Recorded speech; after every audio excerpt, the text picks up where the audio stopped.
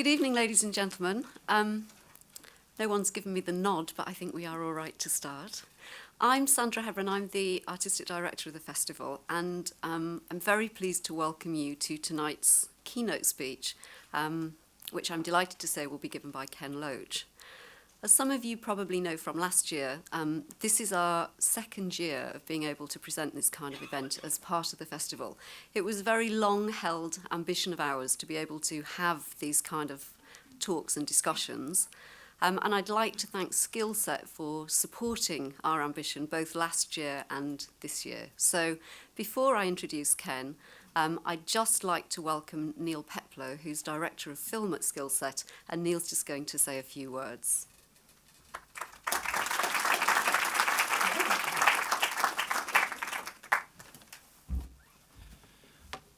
Thank you, Sandra. I don't need to tell you that I'm Neil Peplow, Director of Skillset, because you've already done that. Thank you all for coming this evening. It's a really exciting event that I always, well, we've only done it twice, but I've looked forward to incredibly, but also I'm slightly nervous as I am a representative of an organisation that is actually in receipt of government funding. So we'll see whether or not I leave halfway or something, looking slightly scared. Skillset is the industry organisation with responsibility for meeting the skills needs of the creative media industry.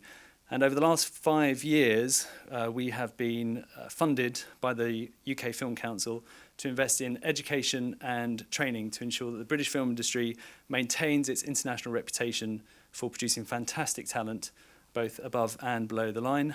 And we have been a partner with the BFI London Film Festival for many years and funded a variety of training programs and events, such as this year's Power to the Pixel and Think, Shoot, Distribute. However, just as important as practical training is time to think and reflect and place what we do within a wider context. And with this need in mind, last year we developed with the London Film Festival this keynote industry address, as we thought it would be a fantastic opportunity for bringing the film industry together to hear a unique perspective on the future challenges that it faces. Last year, James Seamus really delivered on this by presenting a fantastic take on story. To be honest with you, it's taken me a full 12 months to work out exactly what it all meant. Therefore, the pressure was on to think of a suitable candidate for this year's lecture. Given the current changes and challenges that the film industry is currently facing, when Sandra suggested tonight's speaker, we felt it was an obvious fit. Many of you may know him from a recent appearance on Newsnight.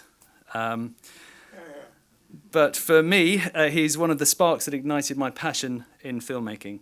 Now I'll hand back to you, Sandra, to properly introduce you to tonight's speaker.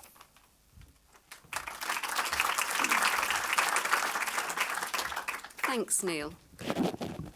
Just to sort of pick up a little on what Neil was saying, I think that one thing that we were very clear about when we were looking for a keynote speaker for tonight's talk was that we really had a desire to find someone who had ideas that could potentially challenge us and make us think in new ways. I mean, of course, we wanted someone who had a strong and very creative track record in making films, but we were looking for someone who would bring something over and above this.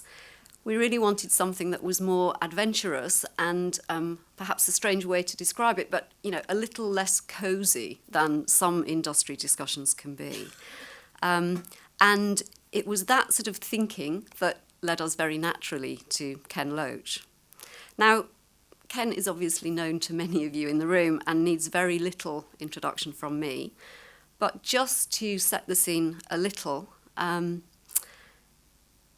studying law, Ken worked in theatre and then began his directing career, first in television with a number of groundbreaking landmark dramas, and I'm sure you've seen some of them, and then moved into feature filmmaking, first with Poor Cow in 1967 and with Kes 2 years later. And since then, he's moved between television and feature film making and has now made more than 20 feature films, the most recent of which, Route Irish, we're very pleased to be screening in the festival. And he's also someone who's worked across, as you know, fiction work and documentary.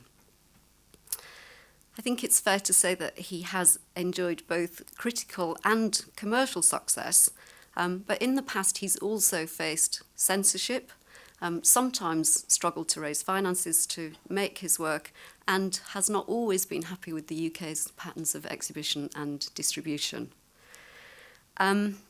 I grew up with Ken's films, so I'm fascinated to hear him talk. For me, he is one of our most principled filmmakers, and clearly has a very rich and singular experience to draw on, and it's a real pleasure to welcome him tonight.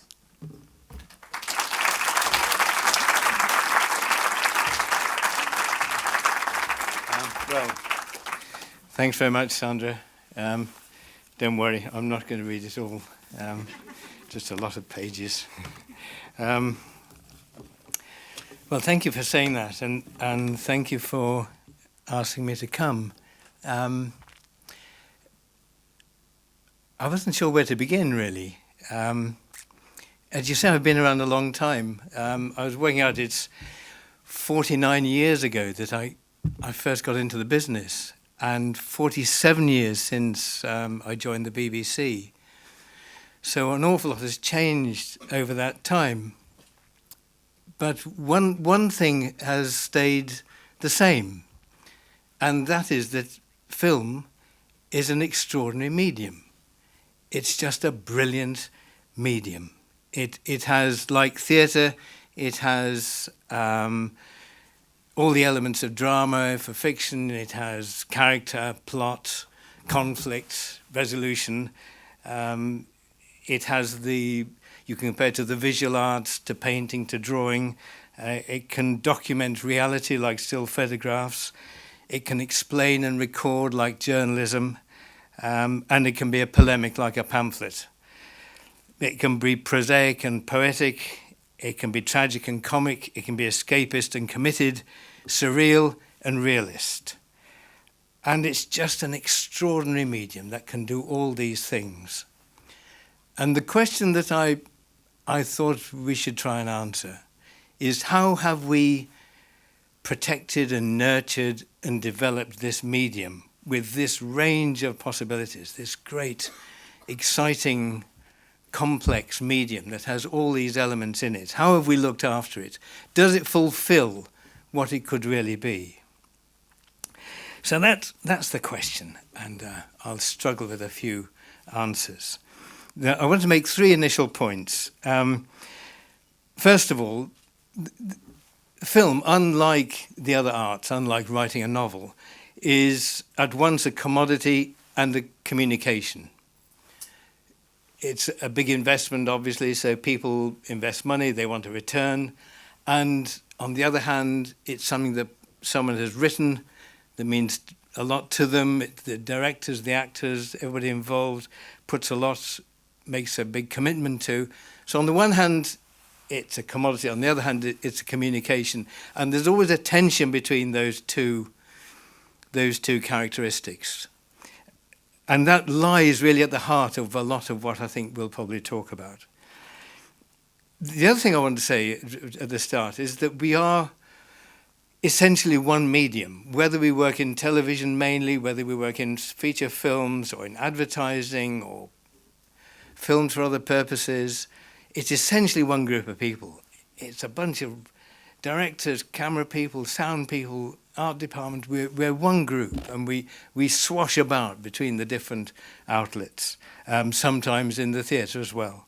But we are one group, and I make that point because a lot of what I want to say will refer to television. Because for me, as Sandra said, television was where I began. It was the springboard. It's one cannot imagine now cinema without television films. Most films are shown on television anyway, whether through DVD or down some other cable or on the main television channel. So you can't separate the two. And the other point is not really a point, it's a confession I'm hopeless with the new technology. And there will be, when I'm trying to struggle towards a point, somebody will know in their head that I should be referring to the net or the web or the digital camera, and actually I can't because I'm too old. So that's just a plain fact I have to live with, and I ask for your forbearance in that.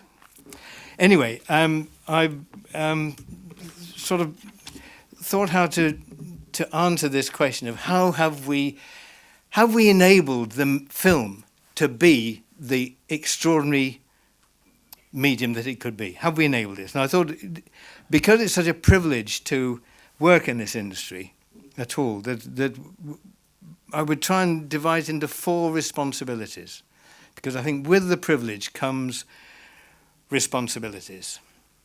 So the first responsibility we have, I think, is to the cinema audience.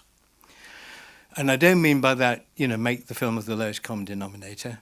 I mean, are we making the best films, the spread of cinema, available to the majority of people who want to see it?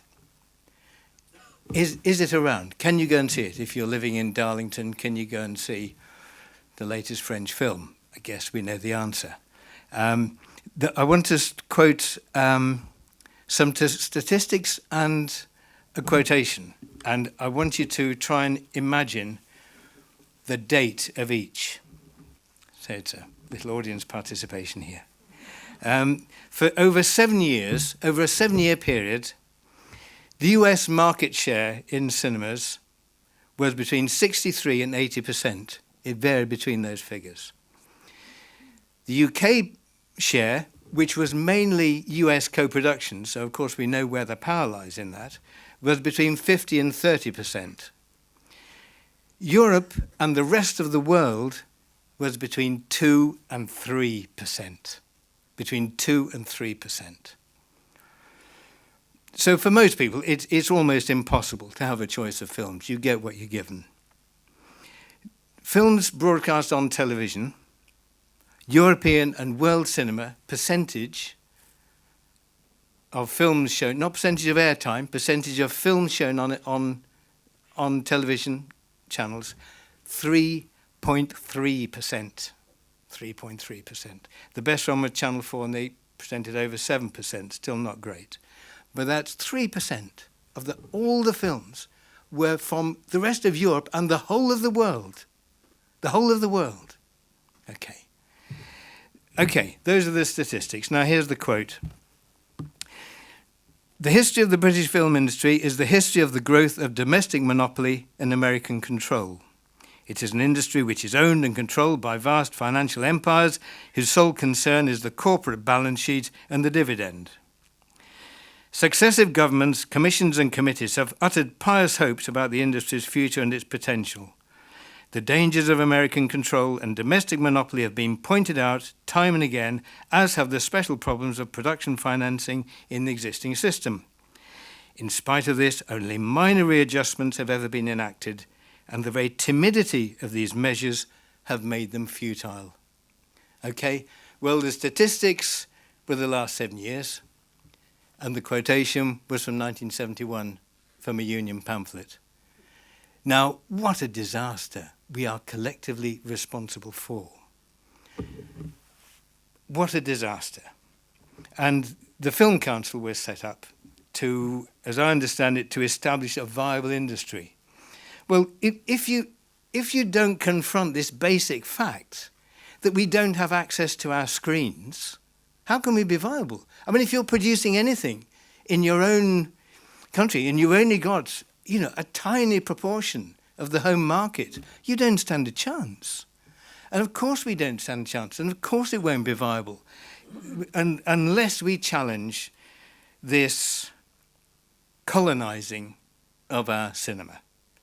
And it's an old chestnut, but it's only an old chestnut because we haven't dealt with it.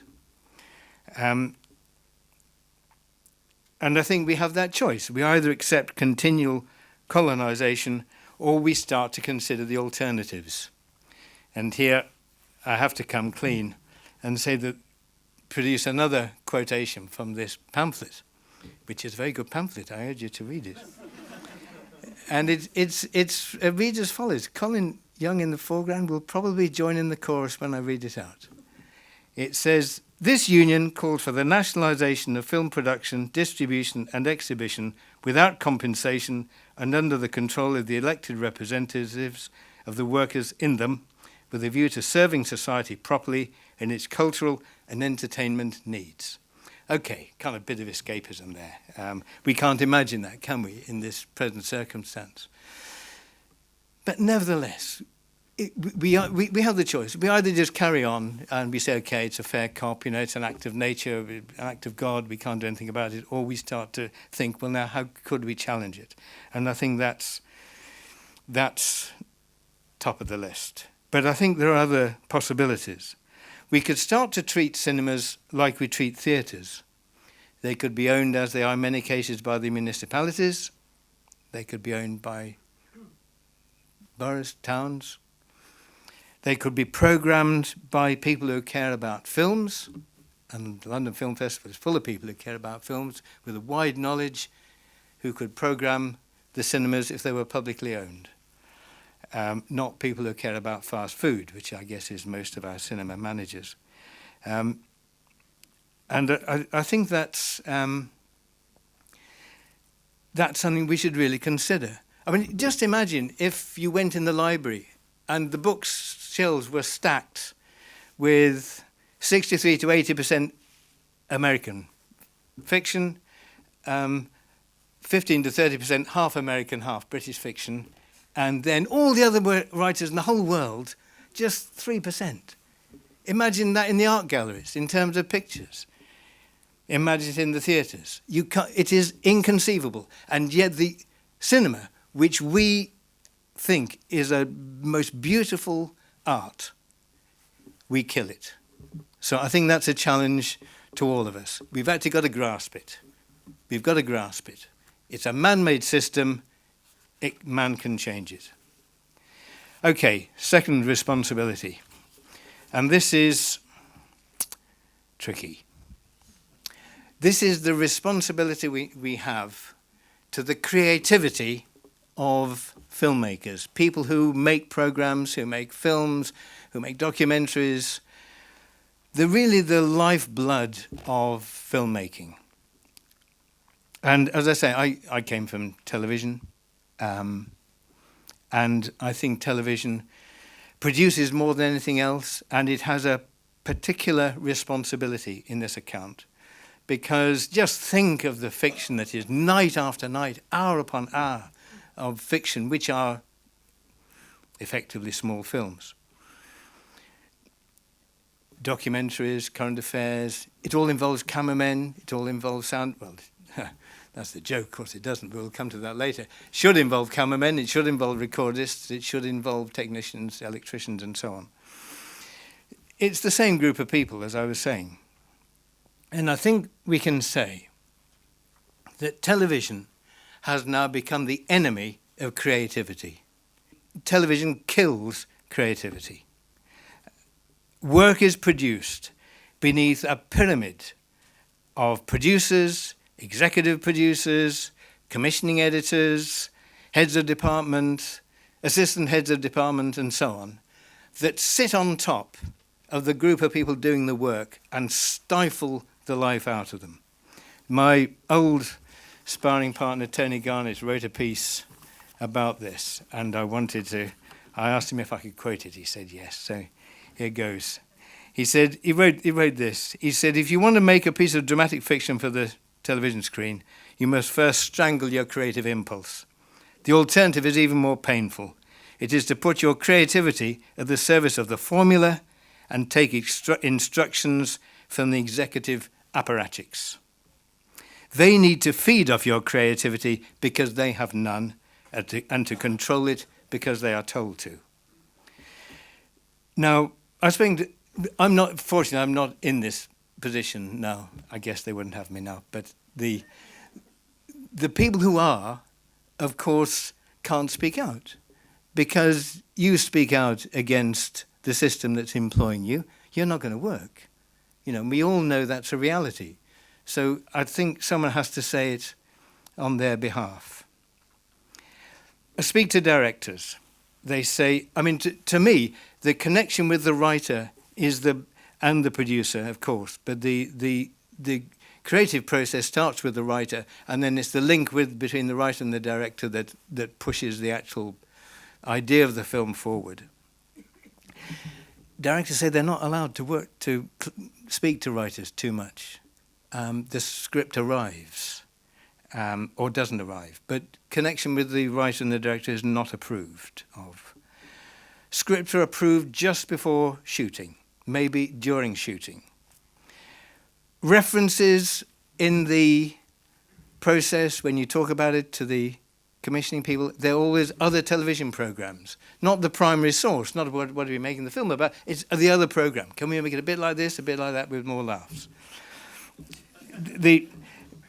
Of course, it has to be approved by commissioners, and again, if it's not taking too much of your time, Tony put this really well, and I thought I should share this little bit with you because he's very good at this bit. He says, a pitch is worked up and taken to the BBC executive. There'll be some discussion. Can the characters be skewed young?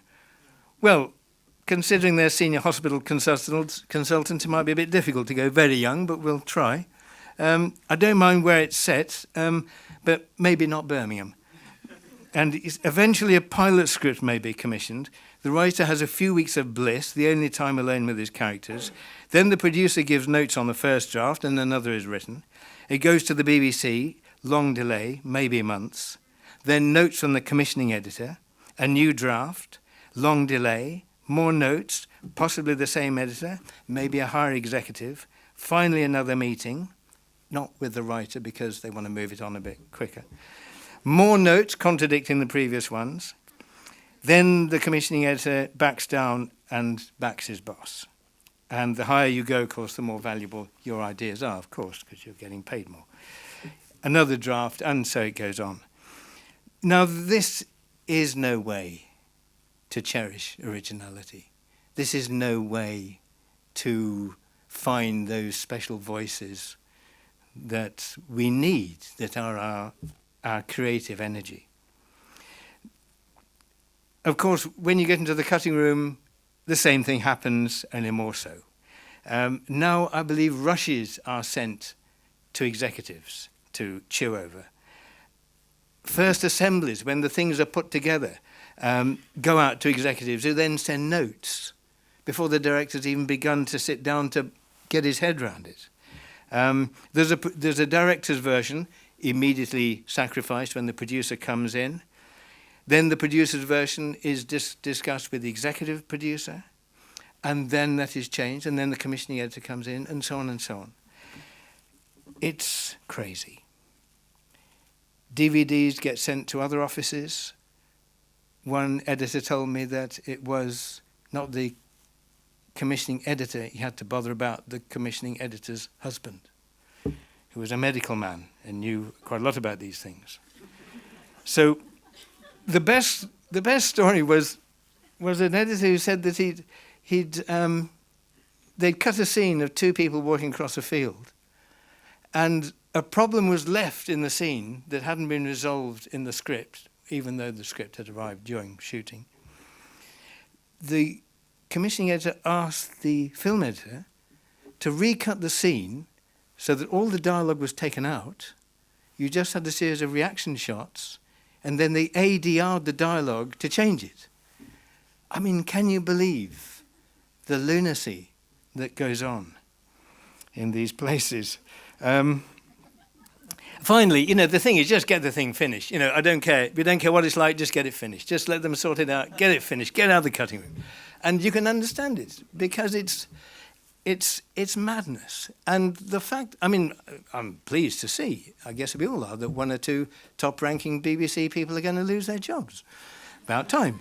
It takes £1 million to get them out the door in a handshake, but nevertheless they're on their way. Great, good riddance. Maybe a few more will join them. But let's start cutting further down.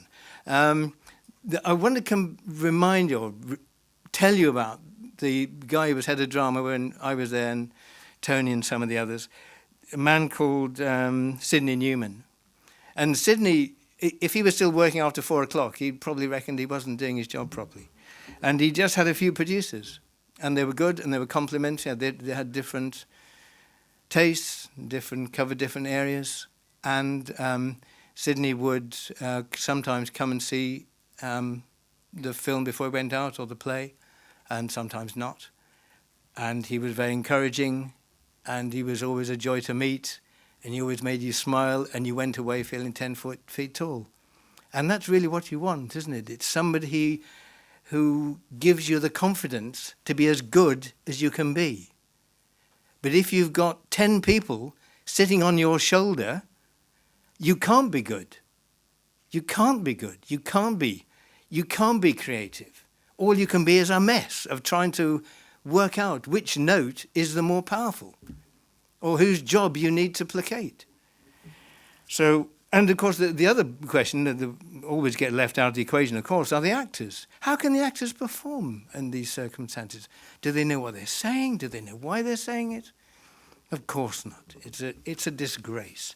And to think that our television is in the hands of these time servers who should be got rid of is nothing less of a tragedy, because television began with such high hopes. It was going to be the National Theatre of the Air. It was going to really be a place where the society could have a national discourse, and they've reduced it to a grotesque reality game. And I think we have to fight that with all with all the strength we have. Of course, there are big independent companies, and some of these companies do very good work. Some of them live very comfortably with this crass system. Some of them, I understand, naming no names, take about 20% off the budget straight away, top slice it. So it's no wonder there's a few millionaires been made. Take production fees. Fortunes have been made by people complying with prescriptive, rigid schedules and prescriptive, rigid formulae. And they are as guilty, I think, as the men and women who have set them the task. The other thing that kind of slightly always makes me smile, ironically, is when these executives get up and give, in Edinburgh, and give the McTaggart lecture. Now, I'm tempted to remind you of the... Jimmy McTaggart was a producer that we worked with. And I'm tempted to revive the quotation from the American Republican senator in a conversation with a Democrat. And the Republican senator in the election for president claimed that he was carrying the mantle of Kennedy. And the Democrat senator said, I knew Jack Kennedy.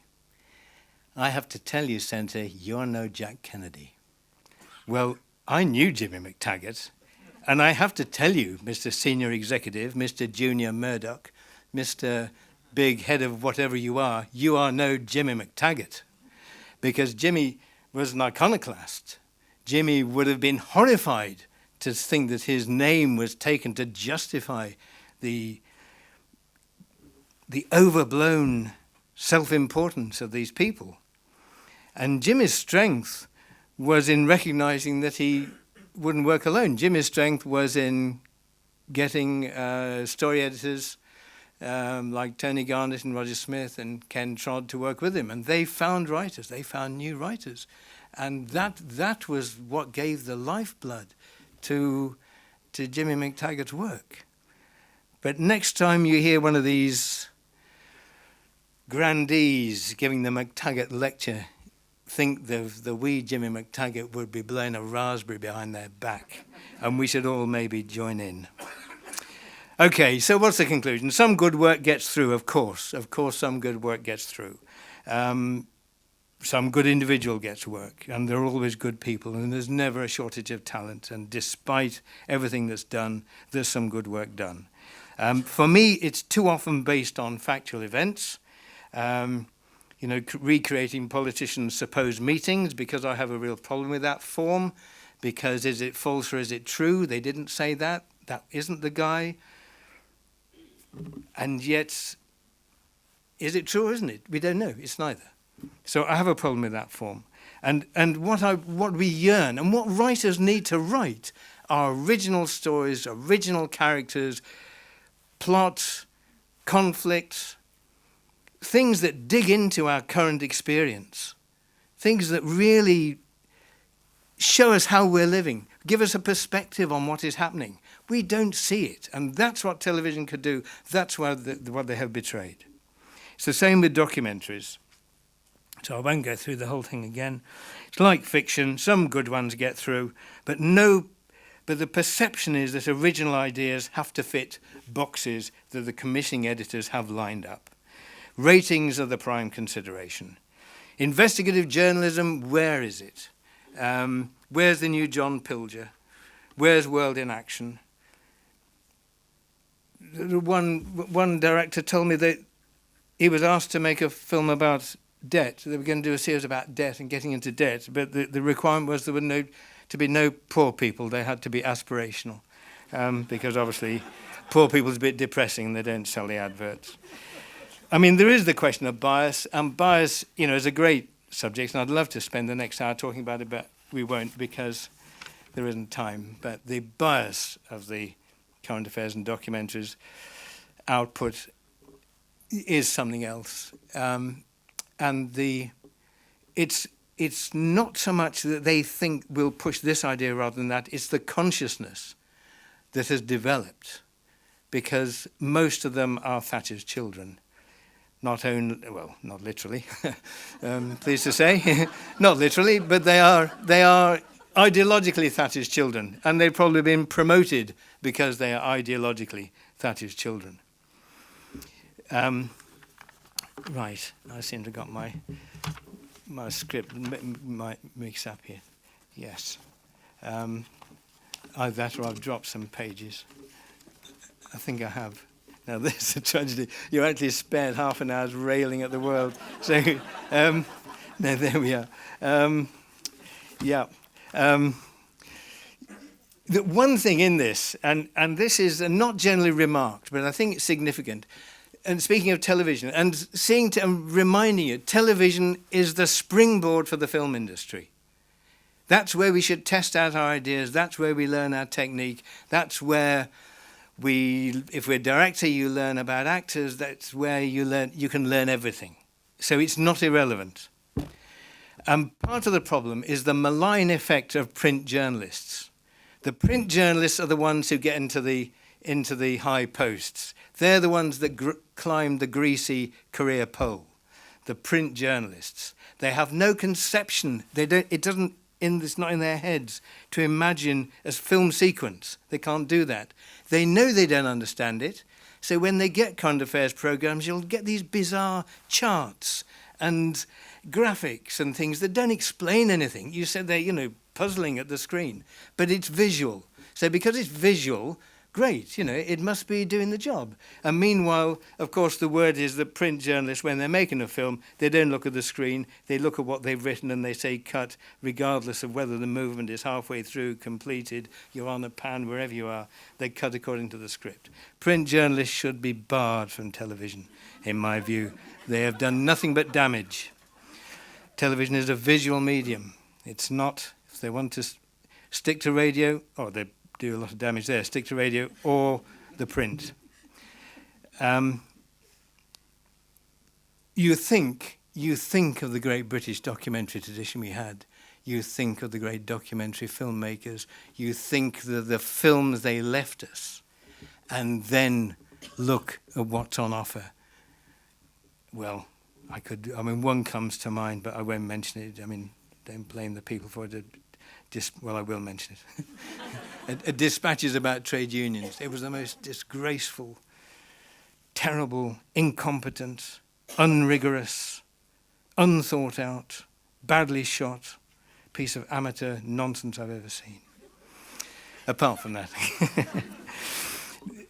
And the other point is the destruction of the craft, but we'll come on to that. This is the third responsibility that I think we have as filmmakers. So the first one is to spreading films. The second one was to originality and creativity. The third is to filmmakers and their craft. Now, where we left it with documentaries used to be made with a camera man or woman, with a sound recordist, maybe a spark, with a director, with an interviewer if it was an interviewee type program. Now, of course, new technology has been used as an excuse to wipe out the crews. Every time you see a documentary that says filmed, edited, directed by, you're watching a home movie. You're not watching a documentary, you're watching a home movie. Because you can't actually do it together. You can't frame and light and adjust the camera and ask the questions and listen to the sound. You can't do it. And what they have done, by cutting the crews in documentaries particularly, they have destroyed that craft. You think, I mean, I've worked with a lot of documentary cameramen in features. And the thing of people like Chris Menges, Barry Ackroyd, Charles Stewart, there are others, but these are the three I happen to have worked with. Great cameramen, and they learned it through doing documentaries. There was a cameraman, Brian Probin, I worked with, and I remember him saying to me, his choice was to photograph and record life, the everyday life. That's what he wanted to do. And he talked about Cartier-Bresson, he talked about the great still photographers, and that's what he had in his mind. Those frames, that lighting, that texture. You can't do that in documentaries now. Directors say they'll have a certain number of days, if they're lucky, to get a cameraman, but they might need more. So they fill in with the assistant producer if there isn't, or they fill in themselves. And it's wrecked. And what the people who are doing this have is a complete contempt for film. They have a contempt for film. They don't understand it. They think it is something airy-fairy. They live in the real world of hard news. They have a contempt for film. And I think we have to challenge them and we have to fight them. Secondly, as regards our responsibilities to the filmmakers, is wages and conditions and crewing. Now, we all know that, I've just been saying, crews have been reduced. It's a constant battle to sustain wages and conditions. And I want to just take one, we could again talk a long time about that. I just want to take one issue, working for free. Now, if anyone here is ever asked to work for free, don't do it. Or rather, start and then tell the union. Because it's illegal. It's illegal and they can be shopped. If you're doing a job, you are legally entitled to at least the minimum wage and everything that goes with it. And yet there are employers who will take you on. Well, we'll see how it goes. We'll take you on if you're good. So you work for free. And the number of times we hear about this, we get letters to where we work, offering to work for free. And it's an absolute disgrace, because if there's work to do, it should be properly paid. And unless you're doing amateur work, well, that's fine, but that's not professional. If there's work to do, it should be properly paid, because if you do it for free, you're doing someone out of a job. You're doing someone out of a job, and that person may well have responsibilities, and they're unemployed, and the employer gets you for free. So it is illegal. And the union took up a case of an art department assistant who signed up to work without pay. The union took her case to an industrial tribunal. The union and the art department assistant won, and she was reinstated with pay, or she was entitled to full pay. So remember that. Don't work for free. It's illegal. And the other thing I think we should draw from that is, if you're not in the union, join it, because that's our only defense. If you go as an individual, you're nobody. If you go with the union, with all of us who work in the business together, then we have real strength. But we only have strength if you all join. Because if some of you don't, then they'll employ you through the back door. So it's really important. They only managed to win that case because there was the union showed some strength. So join the union. If you're a student, join the union. I think there's somebody from the union here. So if he won't let you out till you show the card. Okay? We don't care about Thatcher's Law. You don't get out unless you've got a union card. Okay. Now, also on this responsibility, that we often hear filmmakers who need our support. This is directors, maybe writers, maybe actors who need our support. And again, a strong union can give that. As an individual, we can't do much. But I'll just mention three. There was an Iranian director called Jafar Panahi who was jailed for 3 months because the film he was working on didn't suit the regime in Iran. Chinese director Liu Ye, who was banned for 5 years for making films. And Anne-Marie Jassir, a Palestinian director, barred from her own country and obstructed at every point in her work. Now there's three, there are many others, people who have suffered worse than the three I've mentioned. But we need to recognize that we owe a duty of solidarity to filmmakers across the world. We're not an island. No man is an island, as John Donne said. And we have to recognize our solidarity for other filmmakers who need our support. And that's really important. So that's the third. And the fourth and the last is responsibility to and for our own work. And I guess I have to be kind of a little personal here. I mean, and describe the project that I and the people I've worked with have had over the years. And I guess our project from our time at the BBC till now has been to record and celebrate and describe and show solidarity with, and all those things, just the lives of ordinary people, the day-to-day lives of ordinary people, what I will not apologize for calling the working class. Because contrary to Mr. Miliband's new interest in the middle class, the working class is still with us. Because nothing moves, nothing is made without workers make it. Nothing moves without workers move it. Nothing appears in shops without workers sell it. Everything, and some of the working class that we rely on may be now in other countries, but a lot of them are, on starvation wages. So don't apologize for saying that that's our interest. They're still with us. Society is still based on class conflict. The interests of employers and the big corporations are opposed to the interests of what we used to call the people. And if you doubt that, just look at the planned privatization and dismantling of the NHS, which is going to happen before your very eyes. There'll barely be anybody left working for the NHS quite soon. Why? Because it suits the interests of the big corporations that they should get the work. It should go through private companies.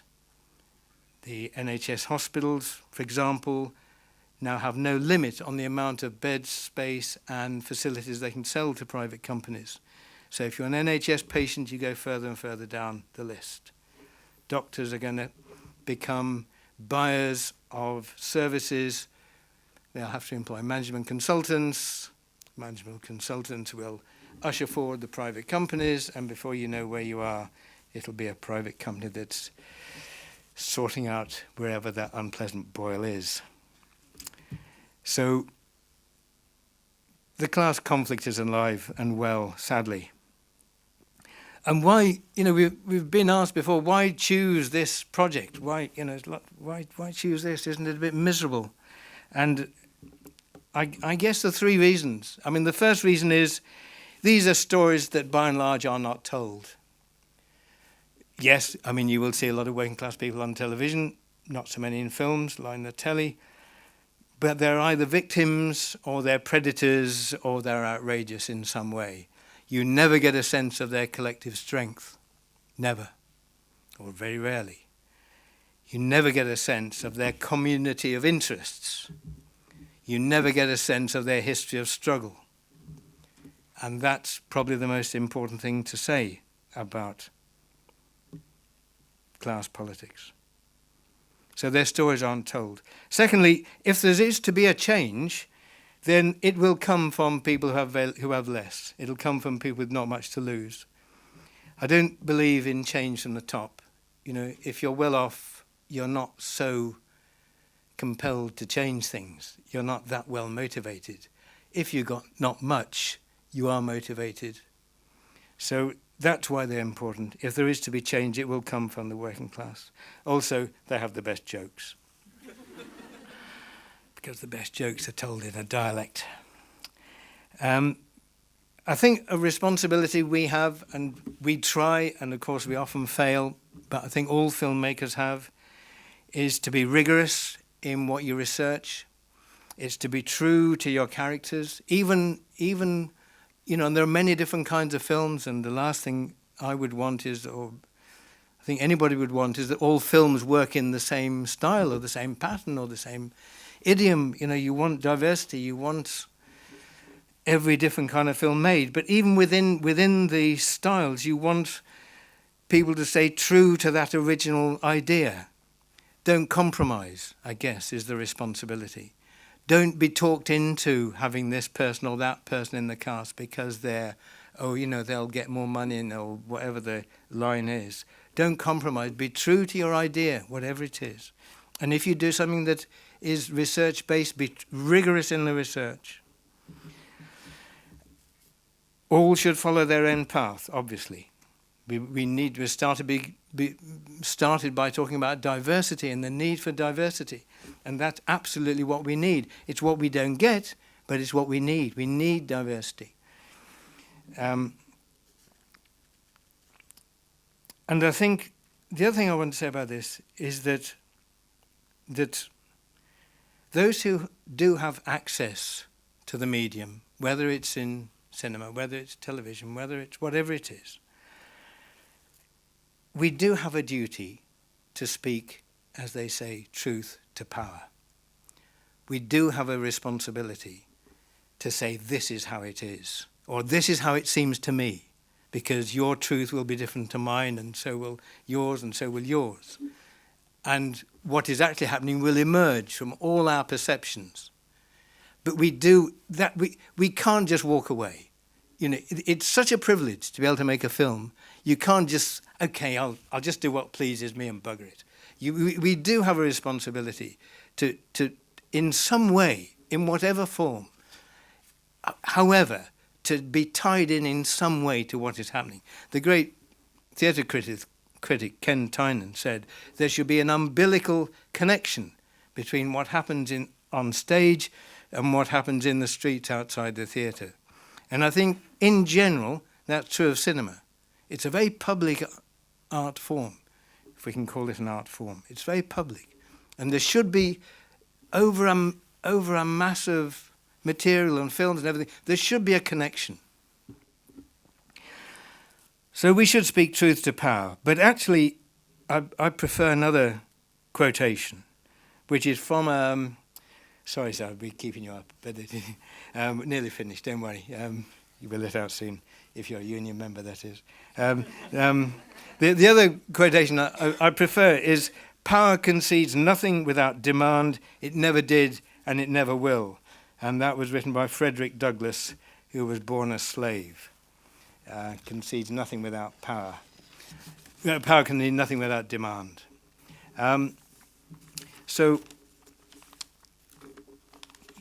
Yes, so how I wanted to finish, if I can find my last bit of paper, it's here somewhere. And now I know what vicars go through. It's terrible. Yes. It's lost, it's stuck together. Here it is. It's not very good, actually, the last bit, but never mind. Yeah, as culture becomes more the same, and we see it across television channels, you see it in the cinema, it becomes more the same. and television channels copy each other. We do have that role. We have a role to be critical, to be challenging, to be rude, to be disturbing, not to be part of the establishment. Not to be part of the establishment. And I would like to ask those colleagues, good people who have knelt before the Queen at some point in their lives, really, what are you doing? Because we don't want to be caught in that sticky embrace. I mean, apart from anything else, I mean, think who else is in the club. You wouldn't want to be in there with the fraudsters and tricksters and knaves and thieves that are there. So don't. And anyway, the woman you're kneeling before represents all that is, most of what is wrong with this country: inherited wealth, inherited privilege, the apex of the class system. Let's have a bit more dignity than crawl before that woman, please. And I think we need to keep our independence. We need to be mischievous. We need to be challenging. We shouldn't take no for an answer, because as everything coalesces into one way of life, one body of thought, if we aren't there as the court jester or as the people with the questions they don't want asked, who will be? Nobody will be there. So it's down to us, it's down to you, it's down to all of us to be irreverent, demanding, challenging, critical, ask the questions they don't want asked. Join the union, because that's the only way we've got strength. I mean it. It's the only way we've got strength. And let's finally start to realize the potential of this extraordinary medium that we're privileged to work in, that we call film. Thanks very much.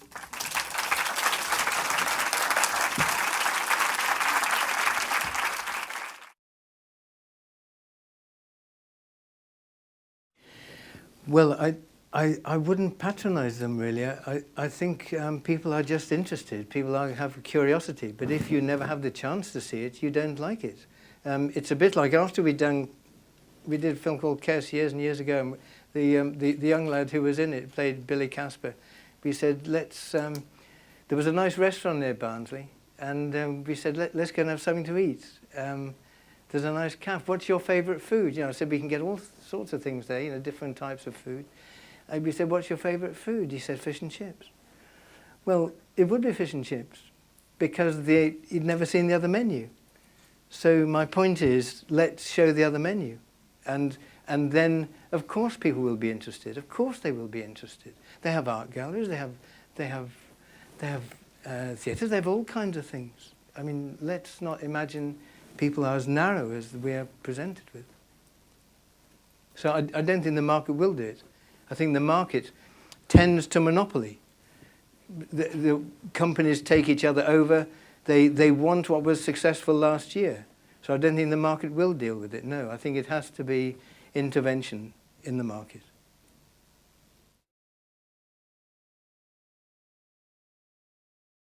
Well, I think it comes down to, I don't think, unless we challenge the ownership and the programming, I don't think it will happen. I think this is the problem. I mean, the Film Council, if it could have been done, I think the Film Council would have done it. I mean, there were very bright people. They care about cinema. I wouldn't criticize them for not caring, not working hard, not doing the best. I think if it could have been done, they would do it. I think it comes down to the big questions of ownership and control. And I think we've got to imagine cinema in a different way.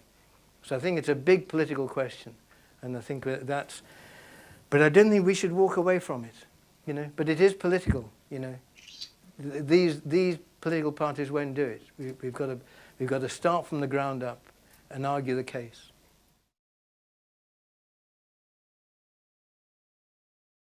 How long have you got? Yeah, well, that's a big one. I studiously avoided using the term, because I don't want to be derided for being old-fashioned. But well, I guess you're right. See me afterwards. No, I think we have to start with local battles, with industry battles, see where we're strong, develop the ideas, read the books. I mean, if there's a battle in your community about the closure of a health centre, the demolition of an old folks' home, whatever, that's a small battle in a big war. So join in, join in. I think if you consider the totality, it's too daunting.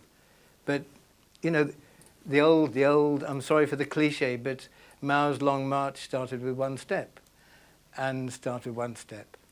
But don't give up, don't give up on the ideas, because that's what they want, you see, that's what they want. They want, by removing the question you've just asked from all the public discourse, you don't read it in the press, you don't hear it on the television, you don't hear it, it's like it doesn't exist. But people do think about it, so hang on to the idea, hang on to it. Can I ask you if you, because obviously, your career has kind of changed as the kind of political landscape has changed as well, and I'm just curious to know whether you think that, the particular historical moment that we're in now has a kind of galvanising potential. I don't know. Well, I mean, the nearest comparison of the early 80s, when with Thatcher's cuts and the factory closures and the unemployment rising to over 3 million then, obviously it'll be more now.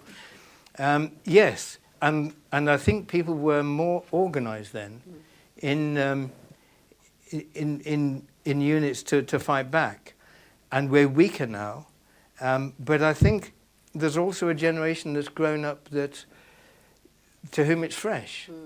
So I think the most important thing is anger. The most important thing is that people don't fall for the lie, this is how it has to be. Because it plainly doesn't. It doesn't have to be like this. And I think that sense of inevitability that they engender is what is killing. And as long as we can hang on to the idea, hey, there's a lot of people living in this land across the world, we have these abilities, we have this raw material, we have the structures in place, we can make things, we can do things, we can control things. And yet it's like we're rats running in a wheel, and we can't get out of the wheel. But actually, hey, we can. Just step out. We can reorganize things. And I think that anger, that discontent, is the most important thing.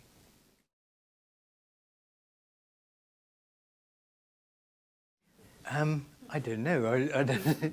I don't know. I think the problem will always be peaceful coexistence. I think that's the problem. I don't think you can coexist with the major corporations with their owning and controlling the vast majority of cinemas, because it'll just be another. My fear is it would just be another art house circuit, and it would, there would be a film, maybe like one of the ones that we do, or you do, or other people here do, that would get that funding. It would show there, and then it would be round, the Glasgow Arts Theatre or the Duke of York's in Brighton or wherever, and it would just go around the circuit. That's my fear. I think if we're to fundamentally change it and escape from that 2 to 3, that very small percentage, you have to challenge the ownership of the cinemas.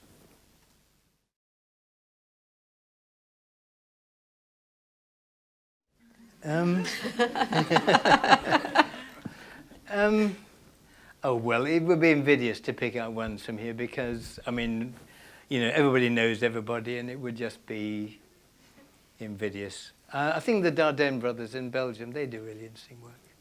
And there are other filmmakers. At this point, I'm afflicted with old man's disease, and names escape me.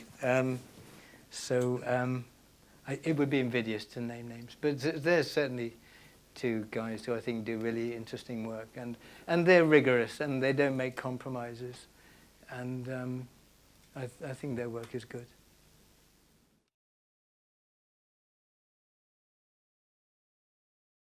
I think there's a difference between a collaboration and a rip-off. I don't think anyone has a problem with that. I think what they have a problem with is producers who do that, get people to work for nothing and then walk away with the film.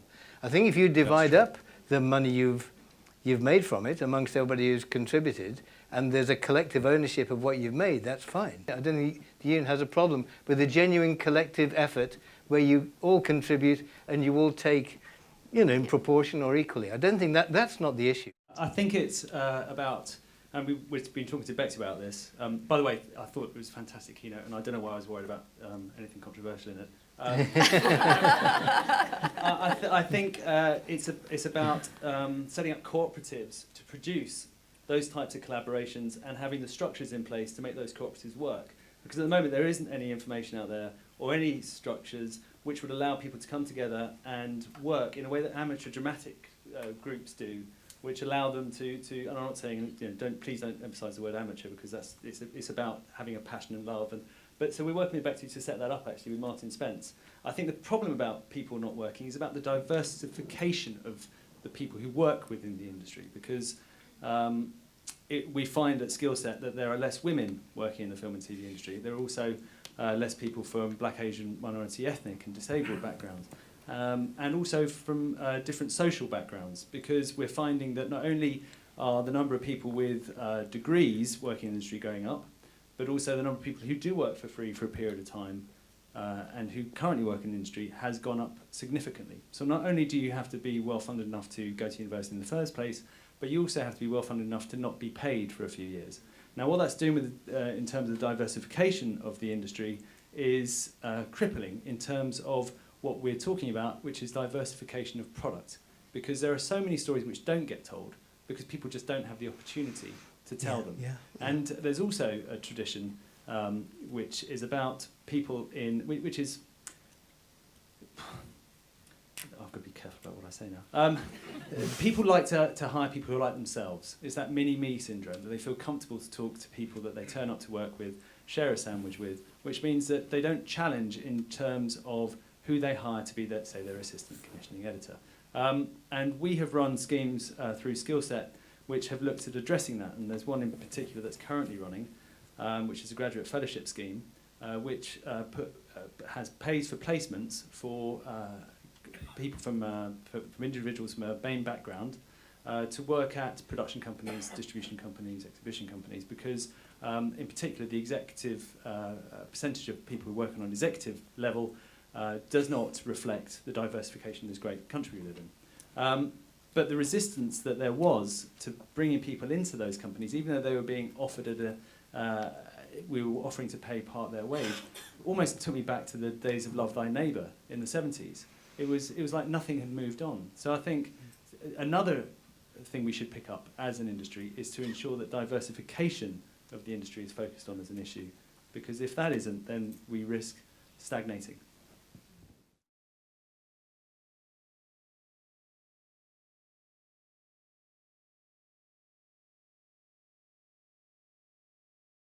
I'm very glad you're here, and I'm glad you've asked it.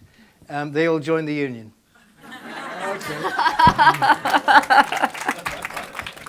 And you see, I think what you said, actually, a lot of people say. So I think it's very good to have it aired.